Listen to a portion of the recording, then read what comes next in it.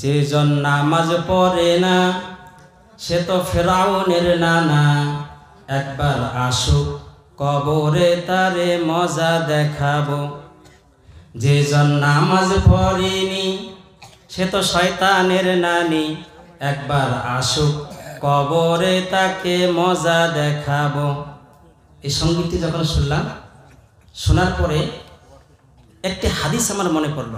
ওই হাদিসের সঙ্গে সামঞ্জস্য আছে এই কথাগুলো। সে হাদিসটি কি? আব্দুল্লাহ ইবনে আমর রাদিয়াল্লাহু আনহু বলেন, কোন একদিন প্রিয় নবী সাল্লাল্লাহু আলাইহি ওয়াসাল্লাম আন্নাহু যাকারা সালাতা ইয়াওমান, সালাত সংক্রান্ত বিষয়ে আলোচনা করতেছিলেন। এক পর্যায়ে বললেন, মান হাফাজা আলাইহা কানাত লাহু নূরুন ওয়া বুরহানুন ওয়া নাজাতুন ইয়াউমাল কিয়ামা।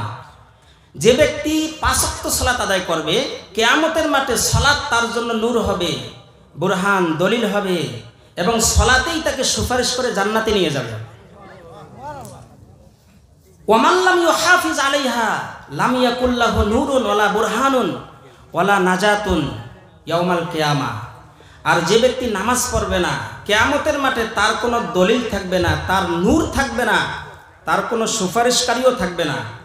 মা করুন ফেরাউন, হামান, উবাই ইবনে খলফ। কিয়ামতের মাঠে বেনামাজি ব্যক্তি কারুন, ফেরাউন, হামান, উবাই ইবনে খলফের সঙ্গে অবস্থান করবে। তাহলে সঙ্গীতটি দেখে বুঝলাম যে নানা নাতির সম্পর্ক কিয়ামতের মাঠে ভালোই হবে, ঠিক কি না? ফেরাউনের নানা বেনামাজি, তার নানা নাতি, আর হাদিসেও তো পাইলাম এক জায়গায় থাকবে।